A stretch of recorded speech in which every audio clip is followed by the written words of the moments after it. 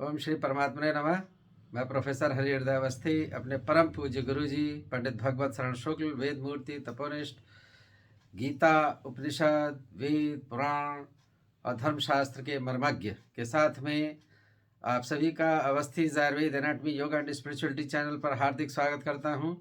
हम लोग गीता के 11वें अध्याय में हैं और श्लोक नंबर 7 और 8 है, जिसमें भगवान कह रहे हैं कि आप मेरे विश्व रूप का दर्शन करेंगे, लेकिन वो इन सामान्य चक्षुओं से नहीं हो सकता, उसके लिए दिव्य दृष्टि की आवश्यकता होगी। और इसका वैज्ञानिक विश्लेषण और जो गूढ़ अर्थ है वो हमारे गुरु जी बताएंगे। तो अब हम चलते हैं गुरु जी की ओर। नमोस्तनंताय सहस्रमूर्तये सहस्रपादाक्षि शिरोरुबाहवे सहस्रनाम्ने पुरुषाय शाश्वते सहस्रे कोटि युगधारिणे नमः। कृष्णाय वासुदेवाय हरे परमात्मने प्रणतक्लेशनाशाय गोविंदाय नमो नमः। इस चैनल से संबद्ध सभी विद्वद्गण, सभी जिज्ञासु छात्रवृंद, सहृदय सज्जनगण और इस चैनल के संस्थापक तथा प्रबंधक आचार्य हरिहृदय अवस्थी जी, हम लोग गीता के 11वें अध्याय पर चर्चा कर रहे हैं।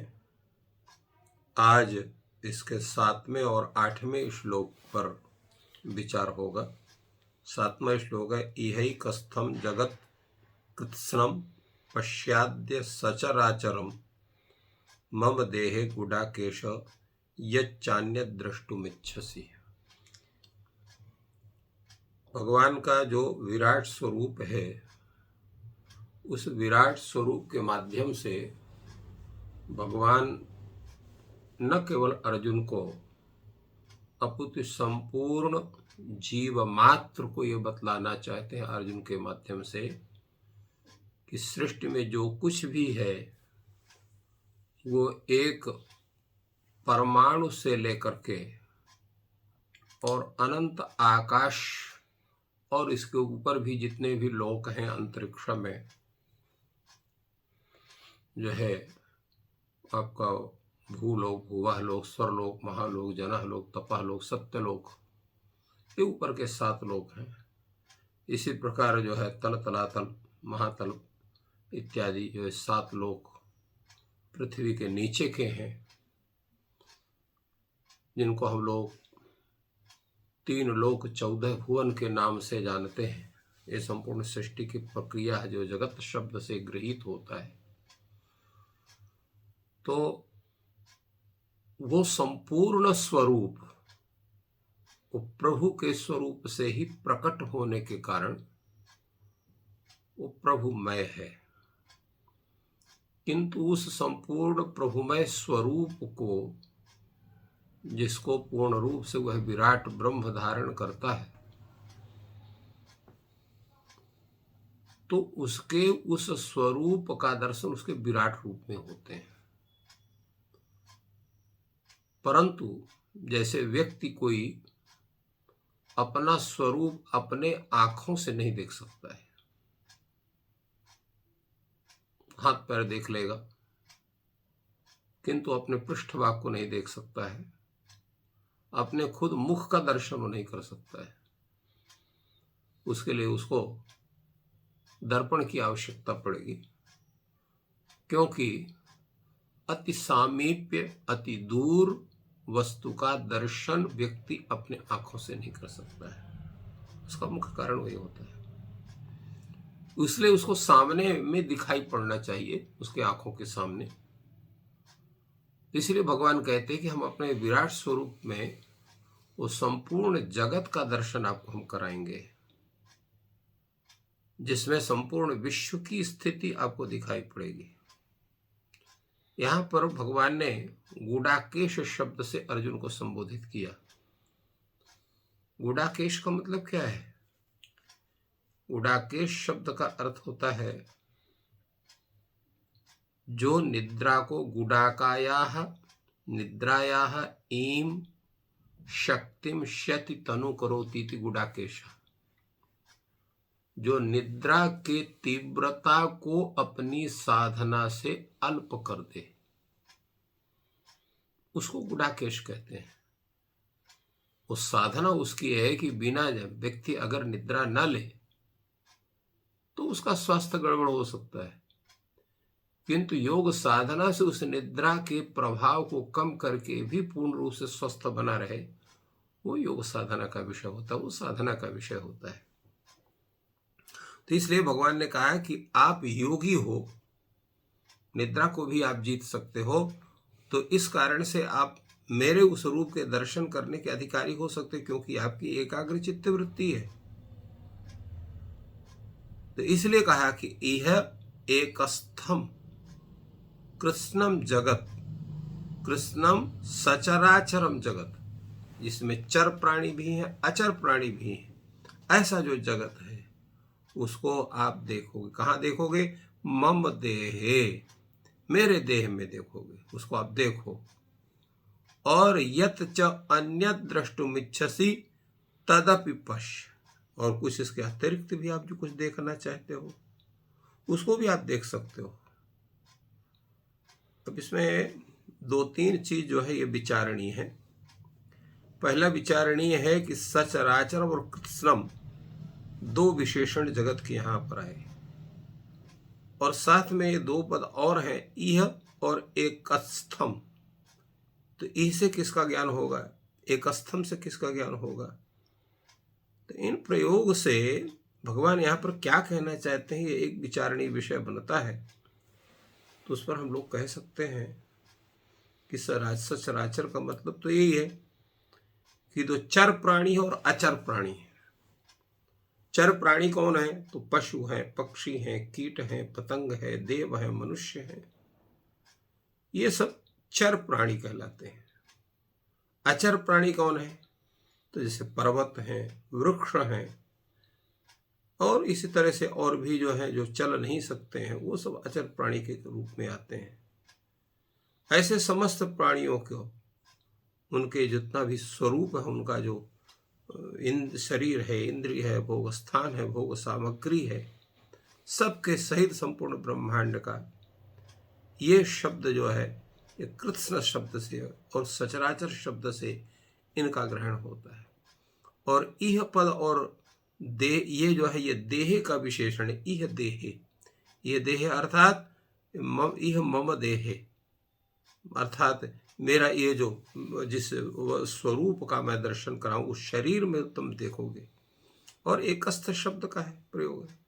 एकस्थ का मतलब भगवान ने कहा कि अर्जुन को यह दिखलाया कि जो ये मेरा शरीर है, जो सारथी के रूप में तुम्हारे सामने एक विद्यमान है, इसी शरीर के एक अंश में संपूर्ण जगत का तुम दर्शन करोगे, जिसकी चर्चा 10वें अध्याय में आई है कि यह संपूर्ण विश्व में कौन कौन मेरा स्वरूप है, वो पूरा स्वरूप मेरे इस शरीर में, अर्थात ये जो मेरा वासुदेव का शरीर है, इस शरीर का एक जो अंशभूत शरीर है विराट स्वरूप, उसमें दर्शन करोगे। दूसरा भगवान ने कहा जो यच्च अन्य द्रष्टुम इच्छसि, तो यच्च अन्यत, इन शब्दों से किसका ज्ञान करना चाहिए? तो क्योंकि सचराचर जगत का तो वर्णन हो गया, तो उसके अतिरिक्त क्या है? तो उसके अतिरिक्त होता है भगवान की वो दिव्य शक्ति, दिव्य सामर्थ्य। उस दिव्य सामर्थ्य का क्या स्वरूप है वो उसका उसमें उल्लेख नहीं है। तो जो उनके गुण प्रभाव है, जो दृश्य है, और उनमें जो जय पराजय आदि और जो कुछ भूत भविष्य इत्यादि जो घटनाएं हैं वो भी दिखाई पड़ेगा। और ये भी दिखाई पड़ेगा कि ये जितनी संपूर्ण ये समुद्र की तरह जो सेना दिखाई पड़ रही है, ये भी जिंदा नहीं है, ये मृत है।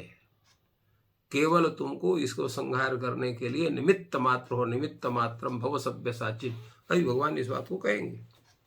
तो इस तरह से भगवान ने अर्जुन को बतलाया कि संपूर्ण विश्व का दर्शन मेरे इस शरीर में होगा, और उसके साथ साथ जो है मेरा जो प्रभाव है, जो अप्रतिम स्वरूप है, जो मेरा परम ऐश्वर्य, उस ऐश्वर्य का भी तुम दर्शन करोगे।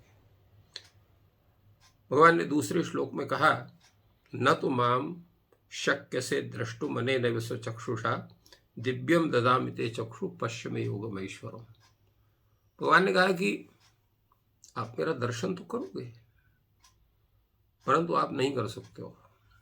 क्यों नहीं कर सकते हो? अनेनैव स्वचक्षुषा द्रष्टुम माम तु न शक्यसे। ये जो तुम्हारी सामान्य नेत्र हैं, इन सामान्य नेत्रों से मेरे उस विश्व रूप का दर्शन तुम नहीं कर सकते हो। तो कैसे करूंगा? दिव्यम ददामि ते चक्षुः, तुमको पहले उसके लिए दिव्य चक्षु प्रदान कर रहा हूं। जब दिव्य चक्षु जब प्राप्त करोगे तो उसके माध्यम से पश्य में योग वैश्वरम, मेरे ऐश्वर्य योग को तुम देखोगे। यहां भगवान ने जो कहा कि न तो माम शक्य से दृष्टुम अनेनैव स्वचक्षुषा, ये बात कही उन्होंने, इन साधारण नेत्रों से नहीं देख सकते। तो इसका मतलब क्या है? क्यों नहीं देख सकते हैं?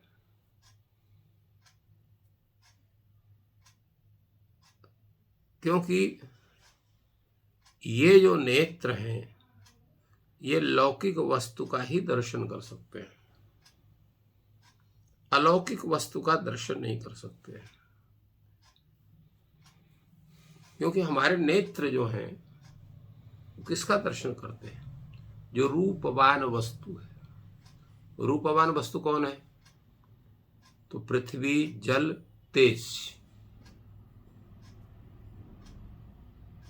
ये तीन जो चीजें हैं ये रूपवान है। और वायु है और आकाश है, तो आकाश भी रूपवान नहीं है, वायु भी रूपवान नहीं है, इसलिए उनका दर्शन चक्षुरेंद्रिय से नहीं होता।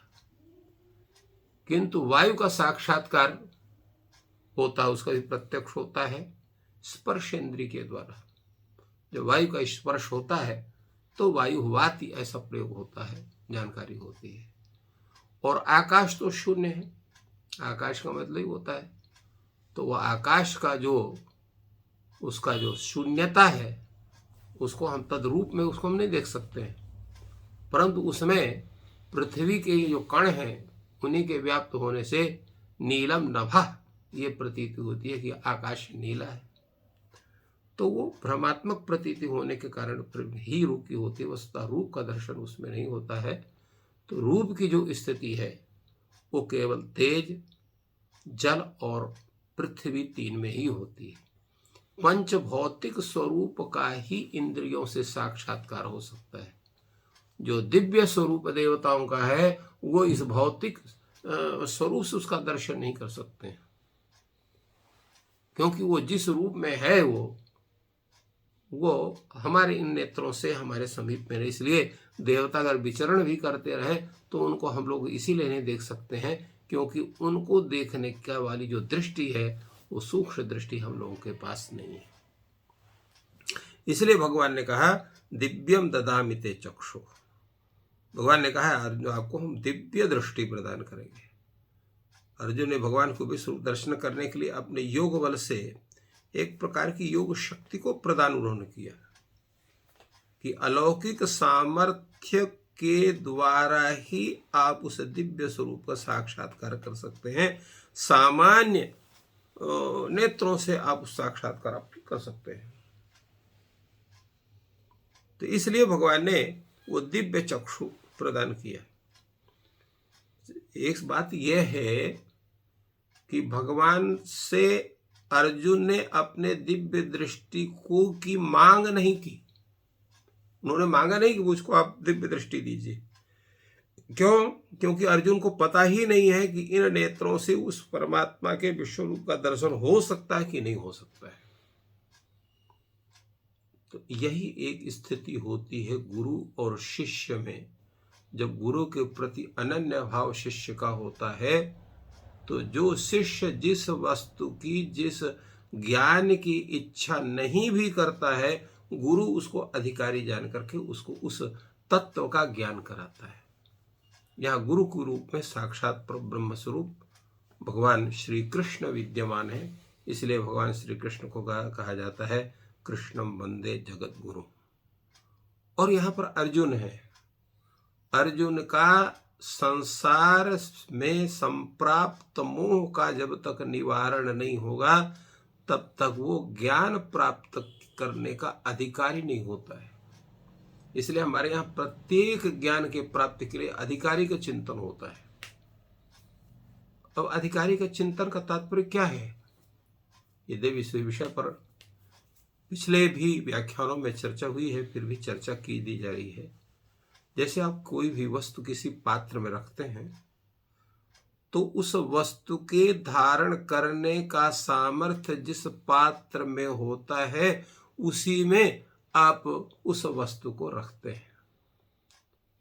अगर आपको सरसों रखनी है किसी पात्र में, सरसों के बीज है, तो जो छेद वाले पात्र हैं उसमें नहीं रख सकते हैं, वो सब गिर जाएगी।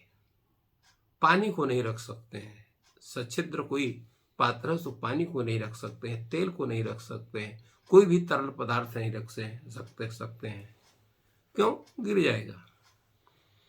परंतु किसी ठोस वस्तु को रखना है तो उसको आप सच्छिद्र पात्र में भी रख सकते हैं, क्योंकि उसका बड़ा स्वरूप है, वो छोटे छिद्र से वो नहीं गिरा, तो उसके लिए वो पात्र हो सकता है। ठोस और बड़ी वस्तु के रखने के लिए सच्छिद्र पात्र भी हो सकता है, किंतु तरल पदार्थ के रखने के लिए या स्वल्प आकार के जो दाने हैं उनको रखने के लिए सच्छिद्र पात्र को हम नहीं रख सकते हैं, क्योंकि उससे गिर जाएंगे। ठीक इसी ढंग से जो सूक्ष्म विद्या है, उस विद्या को हम उसी को प्रदान कर सकते हैं जो उस विद्या का सदुपयोग करके उसको धारण करने में भी समर्थ हो, साथ साथ में उसका अभिवृद्धि करने में भी समर्थ हो, और दुरुपयोग न करने का उसके अंदर सामर्थ्य हो, तो वो उस विद्या का अधिकारी हो सकता है। अब वो अधिकारी प्राप्त करने पर गुरु स्वयं बिना उस ज्ञान की मांग किए हुए ही उस व्यक्ति विशेष को ज्ञान प्रदान करता है। यहां पर उस विश्व रूप के दर्शन के अधिकारी के रूप में अर्जुन भगवान को दिखाई पड़ते हैं। तो अर्जुन को भगवान, अब यद्यपि भगवान से वो प्रार्थना नहीं करता अर्जुन की मुझे आप विश्व रूप का दर्शन कराओ, क्योंकि विश्व रूप क्या होता है ये भी अर्जुन को पता नहीं है, किंतु भगवान स्वयं कहते हैं कि हमारा वो विश्व रूप है, यह कस्थम जगत कृष्णम पश्यत सचराचरम मम देह गुडाकेश चान्य दृष्टुम इच्छसि। स्वयं कहते हैं हम आपको दिखा रहे हैं, परंतु चक्कर क्या है?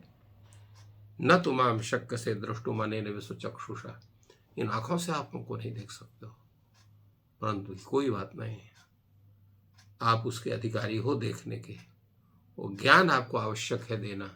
इसलिए दिव्यम ददामि ते चक्षु पश्यमे योगमेश्वरम, दिव्य चक्षु हम आपको प्रदान करते हैं।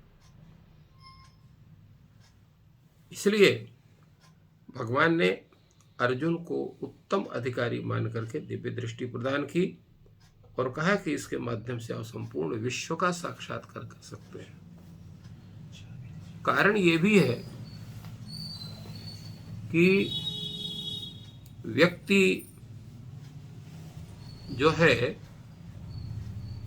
वो इतने संपूर्ण विश्व के संपूर्ण आकृति का भी इन आंखों से दर्शन नहीं कर सकता है, क्योंकि उतना उसमें सामर्थ्य नहीं है।